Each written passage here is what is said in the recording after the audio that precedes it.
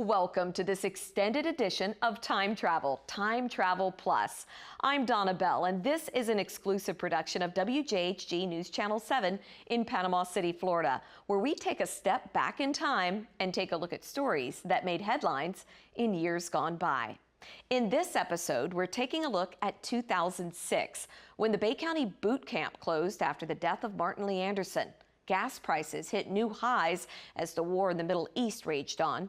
The condo bubble was on the brink of bursting, and iPods and MP3 players revolutionized how people listen to music. So sit back, relax, and enjoy our trip back in time as we explore the year 2006.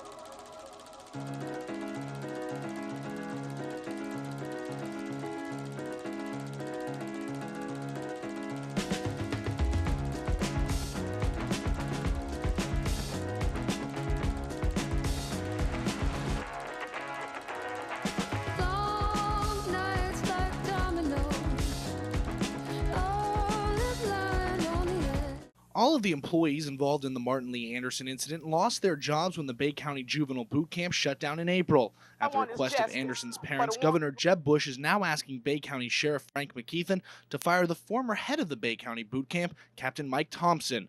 I've written Sheriff McKeithen twice on this subject to ask for an internal investigation irrespective of the ongoing state attorney's work. And when we got this additional information, I thought it was appropriate to request that he be removed. Now, McKeithen has denied the governor's request, saying Thompson has done nothing wrong. Anderson's mother, Gina Jones, is also claiming Thompson made inappropriate comments in her presence. News Channel 7 obtained these documents detailing a meeting between Thompson, Jones, and Martin Lee Anderson. The meeting took place on December 6th, 1 month before Anderson entered the camp. In the meeting, Jones asked Thompson if he would enroll Anderson in the boot camp early because she couldn't control him and he was doing whatever he wanted to. Disciplinary records from Anderson's school, Emerald Bay Academy, show Anderson had a history of disruptive, disrespectful, and sometimes violent behavior.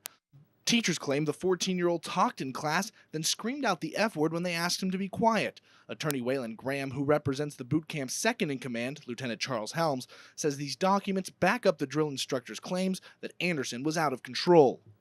These documents turn this thing completely around. These documents support what these police officers were saying the whole time, that this young man was a problem child, he was out of control, he was being belligerent, and they were dealing with it the best way they could. Sheriff McKeithen says until any evidence comes forward proving Thompson did anything wrong, he won't fire him. In Bay County, Adam Kramer, News Channel 7.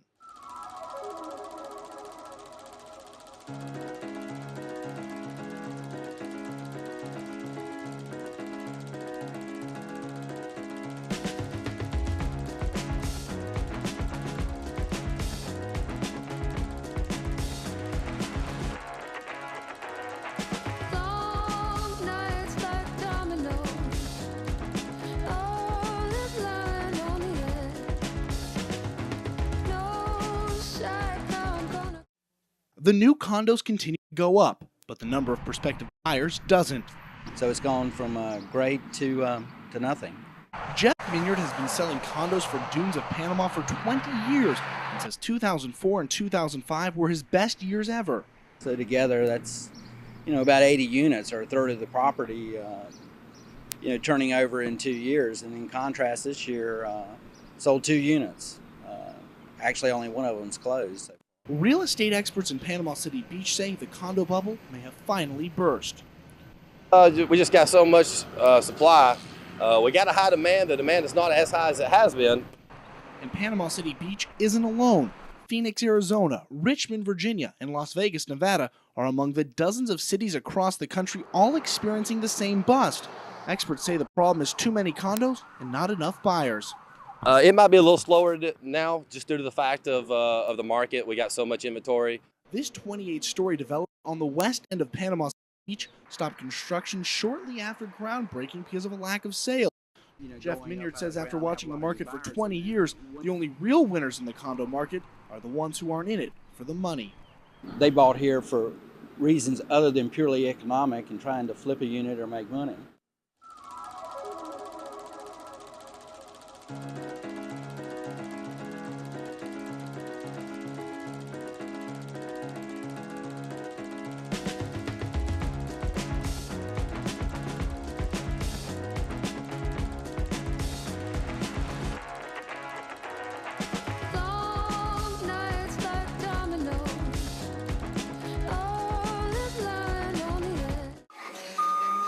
They don't actually make the products we use every day, but Arizona Chemical does make a lot of the ingredients. Ingredients that will now reach their clients from the company's distribution point in Marianna. Marianna was well situated for us logistically as it's close to I-10, and so trucks can easily get to the distribution center off of the major interstate. Arizona Chemical started shipping, storing, and tracking their products from this warehouse in the Marianna-Jackson County Distribution Park in January. Tuesday, company officials took state and local dignitaries on a tour of the center as part of the grand opening. The 150,000 square foot facility currently employs 28 people at an average salary of nearly $39,000. We were fortunate enough to get Family Dollar about a year and a half ago, and secondly, we attracted Arizona Chemical to build a facility out there right behind Family Dollar as well. The county put up an $11 million capital investment to bring Arizona Chemical to the park. This distribution point will serve plants in the southeast. From here, these products can be sent to over 600 countries around the world. It serves a four-state area in terms of their plants, and this is a central distribution point. And it replaces distribution points, including Panama City and Port St. Joe. Arizona Chemical may be the second major tenant for the year-and-a-half-old industrial park, but economic leaders are hoping it won't be the last. In fact, 3 more deals are in the works. In Marianna, Jason Davis, News Channel 7.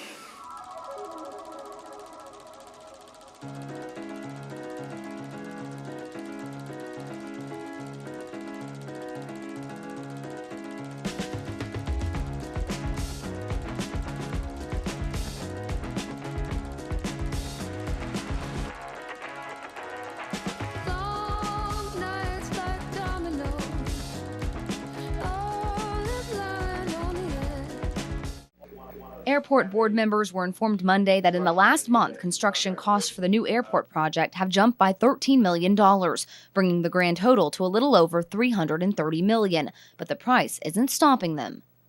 The bottom line is we're going to have to be within our means. We don't have any option. We're not going to obligate ourselves beyond our means to pay for the airport. And if that takes a redesign, elimination of some of the facets, we talked about the crosswind runway as being one item that might be postponed, we're going to have to live within our budget. During Monday's meeting, the board nominated Vice Chairman Bill Kramer to enter negotiations with the top bidders to secure an even better sale price for the property. Well, my charge from the board was to negotiate with each of the bidders, first to try to determine the best price that we can get for the property, and then secondly to negotiate the actual terms of the contract for sale. And with rising construction costs, Kramer says he's pleased to find the bidders are willing to negotiate. On the financial end, I was pleased to see that there was flexibility in the bids. There were some indications that the bidders were willing to pay more than the highest bid. The board heard briefly from each of the 3 top bidders Monday. The lowest bidder, Ashwood Development, was not in attendance. Because Ashwood has shown little interest in negotiating with the board,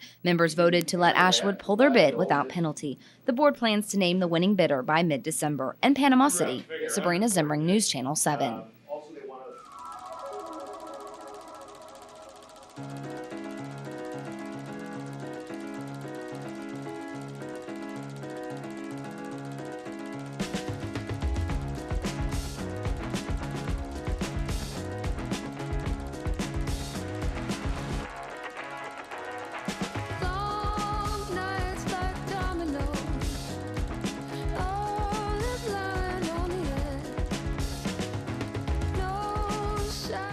More than 80 Mexico Beach homeowners met with Rick Barnett Friday morning. They all had one thing in common. Their assessed home values have skyrocketed and their property tax is through the roof. I have a 300% increase in property valuation because right across the road from one of my places, and all three of them, is waterfront.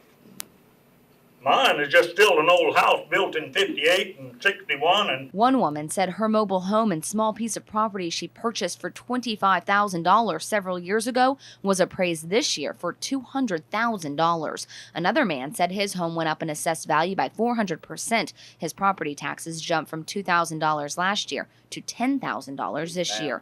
After spending an hour with the property appraiser, some homeowners said they felt a little bit better, while others weren't satisfied at all. I do not feel any better. I do not feel like I accomplished anything here. Jackie and Robert Polick did find some relief today. In fact, they saved $3,000. Even though they registered their home after the first of the year, they were able to qualify for a homestead exemption.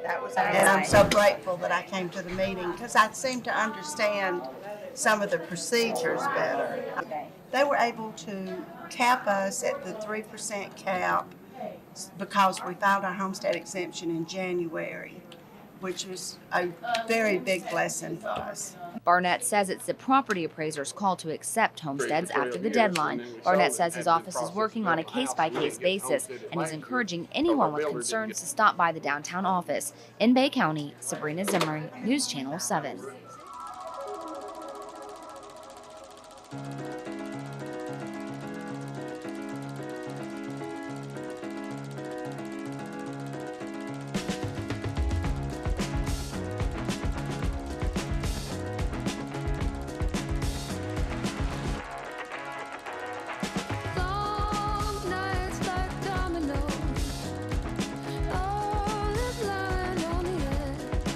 I'd like to go to New York, see my parents, but that won't happen this summer. And I have an uncle in Georgia who's very ill. We won't be going to visit him very often.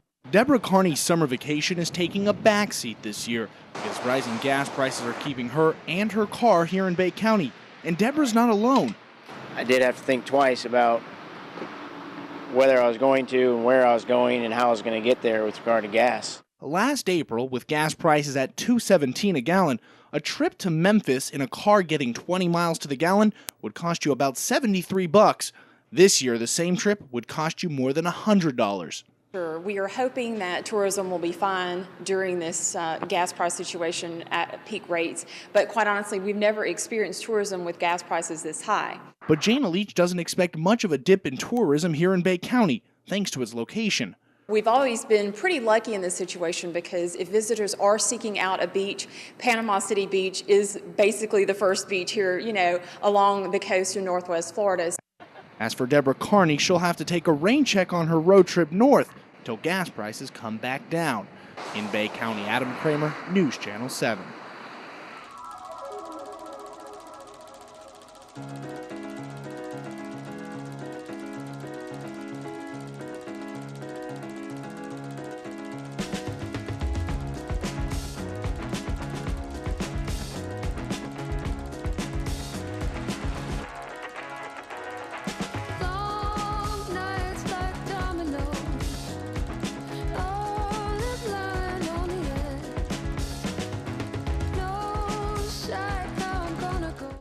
As of January 1st, these leaking pipes and crumbling walls will no longer be Gulf County Sheriff Dalton Upchurch's problem.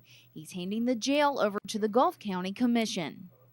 Obviously, he's ready to get rid of it. He made that plain and clear. My requirement is to provide law enforcement to this county. Okay, that's number one. That's my constitutional requirement. I've been telling them since February of 2005 that their jail was impacting the law enforcement services. I will not take law enforcement money and use in corrections. Those are two entirely separate budgets. Upchurch is working with commissioners to make a smooth transition. The jail needs repair, the jail needs funding, and somebody has to do it. Commissioners say they'll have to borrow about $250,000 to bring the dilapidated building up to code. After this year's property tax breaks, McLemore says the county cut the budget to the bone. Despite that, he says he's confident teamwork will make the changeover run smoothly. By us working as a team with the sheriff and his cooperation, his attitude, we can do this, and we're moving forward. Not all the commissioners share McLemore's positive attitude about the situation. Some don't appreciate Upchurch's timing, giving them the jail just 3 months into the new budget year. The sheriff should not be giving the Board of County Commissioners back the jail in the middle of a year. The best time to do it, like I said in the board meeting, is to give us the jail back at budget session so we can plan for this. Regardless of Peter's feelings, he and the other commissioners will take over the jail on January 1st. In Gulf County, Candace White, News Channel 7.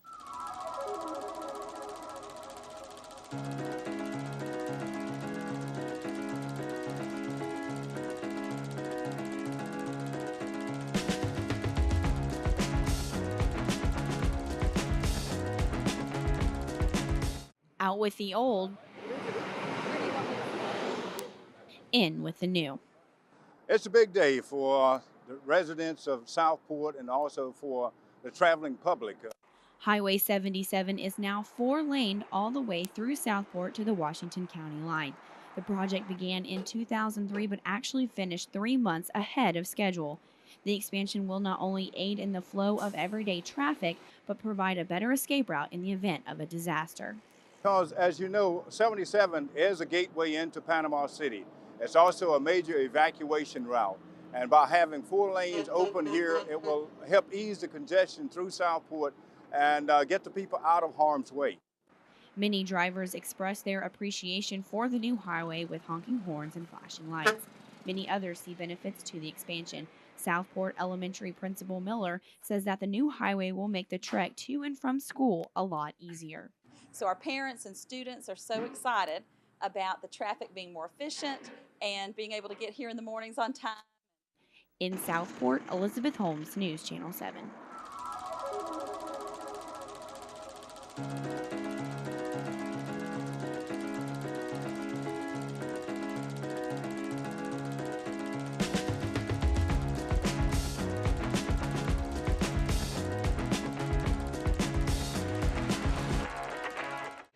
Twas the day after Christmas, and all through the store, not a creature was wanting, at least not anymore. I had some kind of Samsung. It's red, and it's kind of small, but it's a lot easier to use than them iPods. Because now those techno gifts have left many floored, asking, how do I use this? And do I even care anymore? Recently, we have been having a lot of people come in and wondering how to put music on it. Those little MP3 players, certainly not a bore, but how do you use them? That answer comes simply from visiting this store. With an MP3 player, you want to put the music on there just as soon as you get it. And if you can't really figure that out, then you're not utilizing the whole purpose of it. And there's no doubt some more to get to the core of what can be an ear sore. The first step, find out what makes your gadget sore. It'll come with a CD or with a bunch of the apples that we sell. You can just download them from the websites. Then you're ready to open the door to all that music that's only been an eyesore, because now you'll have a lot more space for the music you'll want to store. Get your CDs, put them on there, or if you have music on your computer, download them. And with those simple steps, you'll begin the tour of a music culture that some say has those MP3 players at its core. I'm telling you, in the future, CDs are just going to be outdated. It's going to be sooner than you think. One of the latest MP3 players is the Zune here. It's made by Microsoft, and no matter what MP3 player you get, the people I spoke to say the learning curve is worth the convenience.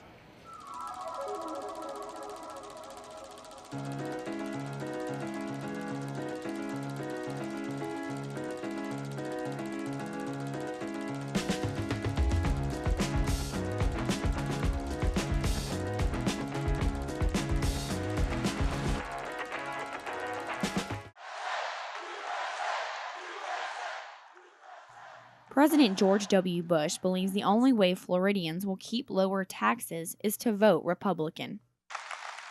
Let me start with taxes.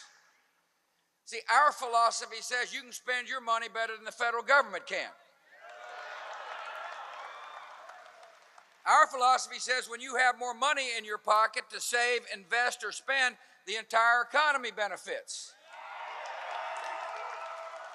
Democrat philosophy is they can spend your money better than you can, and that's why they want more of it.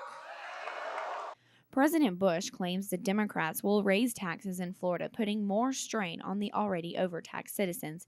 He pointed out the successes his brother Jeb Bush has had over the last 8 years as governor, keeping unemployment at 3.3%, well below the national average.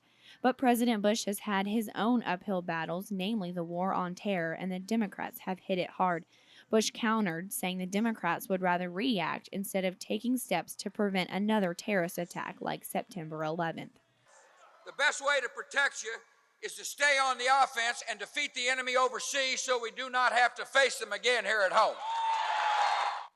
And he said he believes the only way to keep their proactive approach is to vote Republican. Tomorrow you get to vote for a new governor. And I strongly suggest you vote for Charlie Crist to be governor of the state of Florida. Despite the endorsement, Charlie Crist did not make the trip to Pensacola to stand with the president. In Northwest Florida, Elizabeth Holmes, News Channel 7.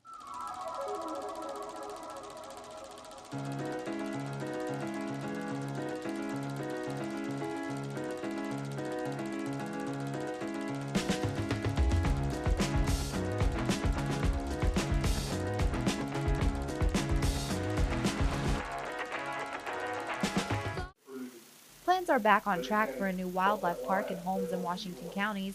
The Holmes County Development Commission voted tonight to sell land to Parks and Wildlife Services of Florida, which will be used for Jim Fowler's Life in the Wild Safari Park. The park will feature a variety of animals, both native and exotic, but there's a catch. Commissioners say they want the gates to the park to stay in Holmes County. In order to get the project back on track, we have proposed to Parks and Wildlife Services that they reconsider their previous offer. Plans for the wildlife park were announced in June, but then halted nearly 2 months later when the commission board terminated their agreement with the Fowler Center. The issue was the comfort level that the Development Commission had with regard to our commitment for the public use of Smith Lake. Since then, Revere said they have resolved those issues and plan to keep moving forward. The commission will rewrite the contract and include the stipulation and then present it to Parks and Wildlife Services of Florida. Revere says the project isn't one that the county should be passing by. It will bring tremendous economic development to the area. In Holmes County, Heather Walliga, News Channel 7.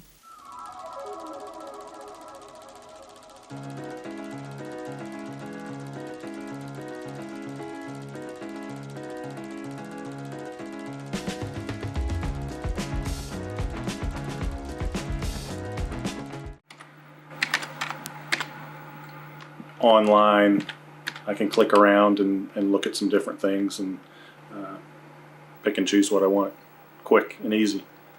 And it seems like a lot more Americans are thinking like Brian Davidinko. $22 billion is expected to be spent in online holiday purchases. But as the number of online shoppers grow, so do the number of cyber criminals. The good news is you can shop smart to avoid fraud and phishing scams. We just recommend you don't buy anything on an overseas site or that claims to be a product that comes from overseas. Chain stores and online catalog websites are generally more secure. If you look in the bottom corner on the toolbar, you will see a little padlock, and that will let you know that you're on a secure site. Also, there should be some information stating that on the website, either on that page or the page preceding. Here's some more tips to make it tougher for cyber thieves. Avoid unsolicited emails. Do not click on any links inside the message. Legitimate sites are usually short and followed by a .com, .net, or .org. And if you're just not sure, don't buy on that site. Chances are you'll find the same item on another site that gives you a more secure feeling. In Bay County, Candace White, News Channel 7.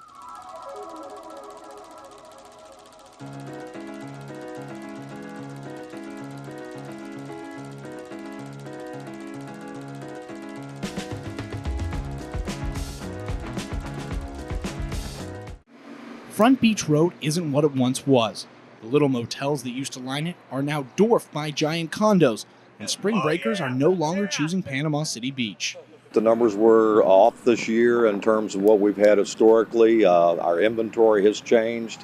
Experts gauge the number of spring breakers who come to Bay County by the amount of money raised from bed taxes.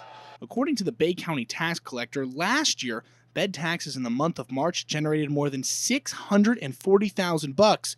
This year, only $547,000 were generated, a 15% decrease. Surprisingly, some spring break hotspots say they didn't even notice. Actually, this is one of the better spring breaks we've had here in the last 2 or 3 years. We were actually about 20% up from the last year. We had a very good, substantial amount increase. We were up about 10%, maybe 15%. But according to the Tourist Development Council, La Villa and schooners are the exception rather than the rule. We did research through most of the spring break destinations, only to find that most of them were either flat or down as well.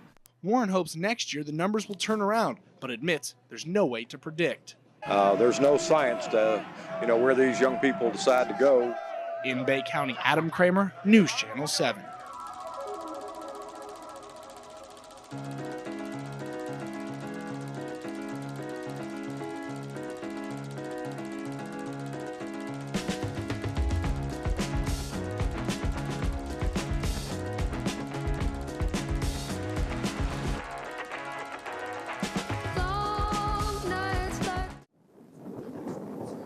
Tropical storm Alberto blew into Franklin County with a lot of noise, but a little wind. As things turned out, we missed the tropical storm force winds and we missed the great big surges. And we had a nasty summer thunderstorm. Residents here say the pools of water Alberto left behind are typical of any heavy rainfall. These roads up front here, they flood every time it rains. We really the storm surge was here yesterday afternoon about 12 o'clock. We got a few people on the bay side got some water in their backyards, but that was about it. Alberto made landfall about 100 miles away, but even bands of bad weather didn't keep Apalachicola oyster fishermen at bay. We ain't worked all week, so we got to go out there and at least try to get a few of them. And they weren't the only ones that felt it was safe to go back in the water. As you can see, it's still a bit overcast out here on St. George Island. Not the exact setting for fun in the sun, but that's not stopping beachgoers from getting out here and having a good time anyway. Well, usually it's flat, you get a little bit, but when you got a storm coming through like this, it pushes the swell ahead of it. And then with the way the winds are coming offshore, it cleans it up, so it's nice. But don't be deceived. Beach officials say dangerous rip currents are likely following a storm, even a mild one like Alberto. Jason Davis, News Channel 7.